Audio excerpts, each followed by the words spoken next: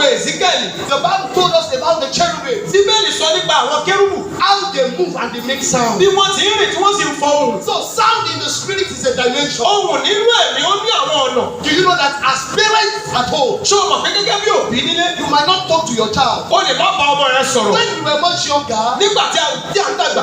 if a visitor gives us something, Tí àlejò bá fún wa ní nǹkan.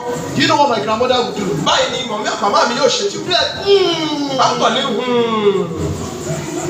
praise the Lord. As she's spoken, ṣé wọ́n ti sọ̀rọ̀? she has communicated to me. Ṣùgbọ́n wọ́n ti bá mi sọ̀rọ̀. The boy you were collect that thing. Wọ́n bá bí ẹ dàgbà. She just said, bah. Praise the Lord. Ẹ ké hallelujah. She has communicated with sound. Wọ́n ti bá mi sọ̀rọ̀ nípasẹ̀ ohùn. So it's not everything God will say with his mouth. Bẹ́ẹ̀ gẹ́gẹ́ bí Ọlọ́run gbogbo ẹ̀ kó There ló is máa a sọ sound pẹ̀lú of ẹnu the rẹ̀. spirit Ṣùgbọ́n nípa ohùn nínú ẹ̀mí. that God uses to communicate to us. Ọlọ́run fi ń bá wa sọ̀rọ̀.